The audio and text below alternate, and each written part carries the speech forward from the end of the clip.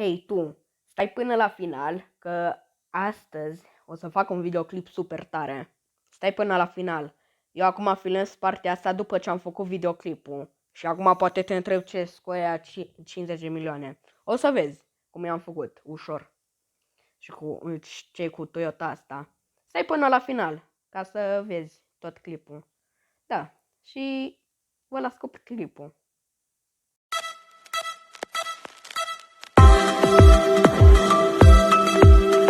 Salut tuturor, eu sunt Mario, iar astăzi o să vă arăt cum puteți să vă salvați mașina din car parking, gen într-un fel să vă recuperați mașina și să aveți bani nelimitați, fără Game Guardian, fără niciun hack.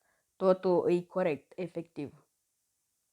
Deci, haideți să începem. Deci eu aici am o Toyota, ceva model nou, băgat în joc, cred. Că mă joc car parking de vreo 3 sau 4 luni mă joc car parking, deci nu știu. Cred că e nouă, în fine. Că și eu nou. Adică de 4 luni, nu. Nici măcar nu e un an. În fine. Și haide să vă arăt cum puteți să vă salvați mașina, gen voi efectiv vindeți mașina, dar nu o pierdeți atunci când o vindeți. O să vă arăt, o să vă explic mai bine când vă arăt. Ok. Bun, deci dați la setări acolo sus în stânga. Dați la Save Progress. Bine, eu o să cenzurez la montaj e-mailul meu de car parking și așa, dar it's ok. Dați pe autosave și dați pe save, adică să se salveze tot progresul vostru în car parking până în momentul de față când faceți voi chestia asta. Bun.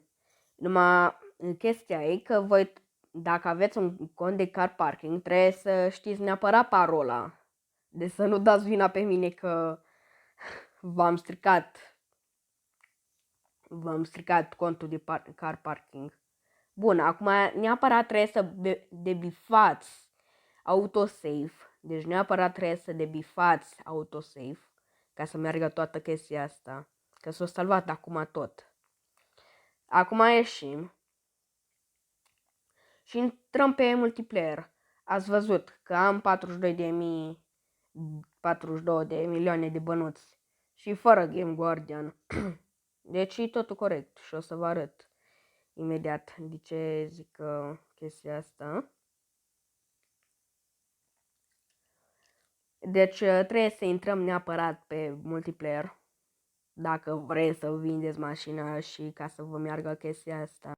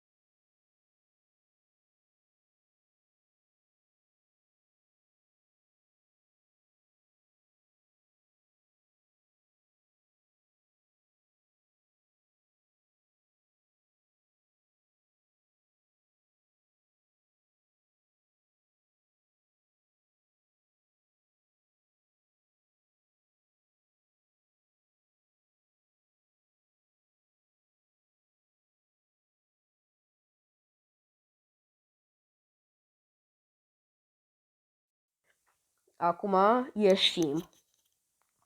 Deci eu în momentul de față, eu nu mai am mașina aia. Nu mai am Toyota aia. Dar o să recuper și fiți atenți cum.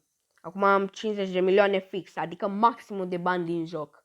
Fără niciun hack. Ați văzut și voi, am pus prețul de 10 milioane și mi s-o vândut mașina. Gen, mi-a cumpărat cineva, ceea ce e super fain. Bun, acum intrați din nou aici, dați pe Save Progress și acum nu bifați înapoi autosave. Nu, îl lăsați în pace așa. Și dați pe Sing Out, adică vă deconectați și dați OK, adică confirmați. Și acum se deconectează de la contul meu de car parking. Trebuie să așteptăm puțin până ce asta. Depinde cât de mult ați făcut progres în joc. Așa o să se miște bara asta. Dacă n-ați făcut mare progres, atunci un 2 o să se schimbe. Și bun, acum vedeți că într-un fel ca și un începător, ca și un noob. Ce n-am 25.000 de bănuți și așa. Dar nu contează asta, pentru că la orice începător de car parking o să arate chestia asta. Acum dați înapoi pe Save Progress și dați Singain. Și la fel, aici o să cenzurez partea asta. Gen, ca să nu mă bombardați cu contul meu. Să îmi furați contul. Dau OK, adică m-am conectat.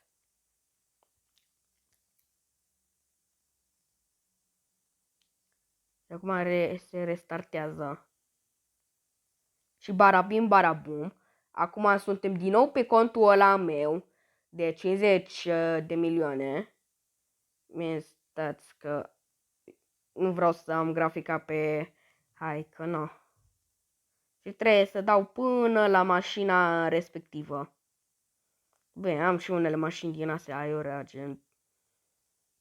fără niciun farmec. Și o să trebuiască să fie pe aici. Toyota aia.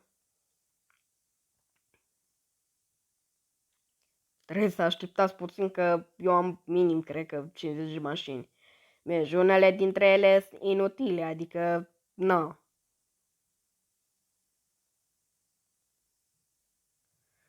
Trebuie să fie pe aici pe undeva, dar trebuie neapărat să știți parola și ăsta. Ia uitați-o, o am înapoi. La mea e prea agră. Tot Toyota aia. O am înapoi. Vedeți? Și acum, ca să ăsta, dacă mai vreți să mai încercați metoda asta, la fel, dați pe la setări, pe Save Progress și trebuie să bifați înapoi autosave și dați save, adică să se salveze asta. Și aveți și banii și mașina. Și acum mi se salvează. Fain frumos.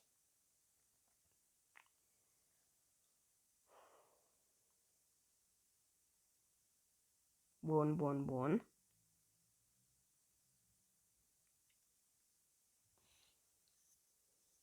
Bun, și acum iarăși de bifați. Și chestia să o faceți la nesfârșit, gen de câte ori vreți voi. Și așa produceți și bani mulți și aveți și mașinile înapoi, cu cai respectivi. De 925 de cai are Toyota asta. Bine, Toyota asta mi-a dat un băiat, dar păi ok, mi-a dat un băiat cu 0 bănuți, cu fost drăguț. În fine. Și cam asta a fost videoclipul, sper că v-a plăcut și nu uitați să dai un subscribe, un like, un share și să activezi clopoțelul. Și pa, pa!